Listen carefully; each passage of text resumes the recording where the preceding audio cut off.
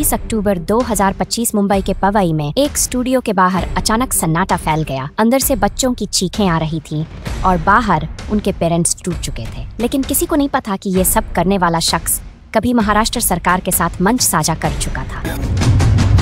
30 अक्टूबर 2025 को मुंबई के पवई इलाके में स्थित महावीर क्लासिक इमारत के पहले फ्लोर पर बने RA स्टूडियो में जो सुबह सामान्य ऑडिशन का माहौल था, वह दोपहर होते होते एक भयावह स्थिति में बदल गया। पिछले 5 दिनों से चल रहे इस ऑडिशन के आखिरी दिन सैकड़ों बच्चे और उनके माता पिता आसपास जमा थे। सुबह करीब 10 बजे से ऑडिशन शुरू हुआ और दिन के बीच में 80 से ज्यादा बच्चों को रिजेक्ट कर दिया गया। जो बचे थे उन्हें फाइनल राउंड के लिए बुलाया गया था। पर दोपहर के लगभग 1 बजे जब वे बाहर लंच के लिए नहीं निकले तो पेरेंट्स को शक हुआ। तभी अंदर मौजूद वही आदमी जिसने बच्चों को इकट्ठा किया था, उसने दरवाजा अंदर से बंद कर दिया और घोषणा कर दी कि कोई बाहर नहीं जाएगा, और उसने उन सबको बंद बना लिया। इस घटना में 17 बच्चे और 2 वयस्क कुल 19 लोग स्टूडियो के अंदर बंद कर दिए और बाहर मौजूद लोगों के लिए अचानक हुए डर का दृश्य बन गया। स्टूडियो के अंदर का नजारा वर्णन ये था, जिसे लोग जानने वाले के रूप में जानते थे। वही व्यक्ति बच्चों को 2 समूहों में बांटकर एक समूह को एक कमरे में बंद कर दिया और बाकी बच्चों को अपने पास रखा। शिकायतों के मुताबिक उसने जमीन पर पेट्रोल और रबर सॉल्यूशन जैसा द्रव डाला और मोशन सेंसर, कुछ उपकरण तथा गैस और लाइटर का इंतजाम भी किया ताकि जब चाहे वह आग लगा दे या पुलिस के अंदर आने पर अलार्म कर सके। उसने पास रखी एक एयरगन भी दिखाई और बच्चों को डराकर चुप कर रखा गया ताकि बाहर बैठे पेरेंट्स को अंदर क्या हो रहा है ये पता न चले। अंदर के कुछ बच्चों की रोती आवाजें और शीशों पर दिखाई देते हाथों की तस्वीरें बाहर बैठे लोगों के दिल पर तलवार की तरह सिर उठा गई और पेरेंट्स ने घबराकर पुलिस को सूचित किया। पुलिस को सूचना मिलने के कुछ ही मिनटों बाद ही इलाके में काफी इमरजेंसी प्रतिक्रिया तैनात कर दी गई। पुलिस और स्पेशल रेस्क्यू टीम ने घटना को गंभीरता से लिया और निर्माण के पीछे की तरफ से एंट्री कर अंदर दाखिल होने की योजना बनाई। इस दौरान आरोपी ने एक वीडियो बनाकर सोशल मीडिया पर पोस्ट किया जिसमें उसने बताया कि वह आत्महत्या नहीं करना चाहता और न ही वह कोई आतंकी है।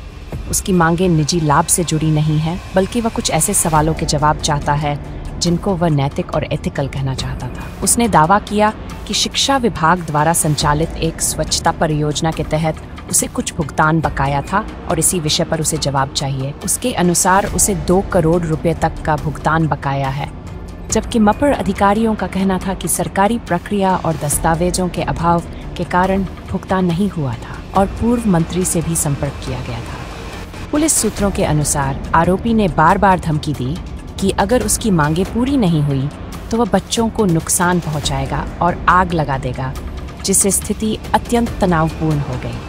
वार्तालाप और मनाने के कई घंटे चले। स्थानीय पुलिस, क्राइम ब्रांच और क्विक रिस्पांस टीम ने आरोपी से बातचीत की और मौके पर वरिष्ठ अधिकारी भी पहुंचे। पुलिस ने कहा कि वार्ता के दौरान आरोपी कई बार आक्रामक हुआ और बच्चों तथा पुलिसकर्मियों की तरफ असहन होने की कोशिश की। जब वार्ता से स्थिति शांत नहीं हुई और आरोपी ने फायर करने की धमकी दी तथा एयरगन उठाने का इशारा किया, तब रेस्क्यू टीम ने अंदर प्रवेश करने का ऑपरेशन तेज किया। फायर ब्रिगेड और रेस्क्यू टीमों ने मिलकर पीछे की खिड़की और ग्रिल को काटकर अंदर प्रवेश किया और क्विक रिस्पांस कमांडो स्टूडियो में दाखिल हुए। अंदर घुसते ही आरोपी ने एयरगन की ओर बढ़ने की कोशिश की और उसी क्षण पुलिस ने फायरिंग की। गोली आरोपी के सीने में लगी। उसे उपचार के लिए अस्पताल ले जाया गया, जहां बाद में उसकी मृत्यु दर्ज हुई। पुलिस ने बाद में स्थल से एक एयरगन और पेट्रोल मिलने की जानकारी दी। इस ऑपरेशन के दौरान सभी बंधकों को सुरक्षित निकाला गया और किसी बच्चे को अधिक गंभीर चोट नहीं आई। घटना के बाद सार्वजनिक रूप से आरोपी की पहचान और उसके पिछले दावों की पड़ताल की गई। स्थानीय मीडिया और रिपोर्टों में उभर कर आया कि आरोपी ने पहले स्वच्छता संबंधी एक मुहिम चलाई थी और उसने कहा था कि उसे सरकारी परियोजना के लिए भुगतान नहीं मिला। उसने अपने प्रोजेक्ट के लिए अलग अलग जगहों पर प्रदर्शन और भूख हड़ताल भी की थी। राज्य सरकार और शिक्षा विभाग ने कहा कि परियोजना के अनुमोदन के समय कुछ तकनीकी और दस्तावेजी अंतर आ गए थे और कंपनी द्वारा स्कूलों से रजिस्ट्रेशन फीस लेने के आरोप भी सामने आए थे, जिनके कारण फंड रिलीज और अगला चरण ठहर गया था। आरोपों और दावों के तथ्यों की जांच के लिए शिक्षा विभाग ने विस्तार से रिपोर्ट मांगी और मामले की फोरेंसिक तथा कानूनी पड़ताल तेज कर दी गई है। साथ ही पुलिस ने कई कॉल डेटा, सीसीटीवी फुटेज और साक्ष्यों की जांच शुरू कर दी है और इस घटना की संवेदनशीलता के कारण मजिस्ट्रियल जांच भी शुरू कर दी गई है। स्थानीय लोगों और जानने वालों का कहना है जबकि आरोपी के बारे में मिश्रित भाव थे। कुछ पड़ोसी और परिचित बताते हैं कि वह कभी-कभी परेशान और दबाव में दिखता था और उसने पिछले वर्षों में कई बार अपनी आवाज उठाई थी,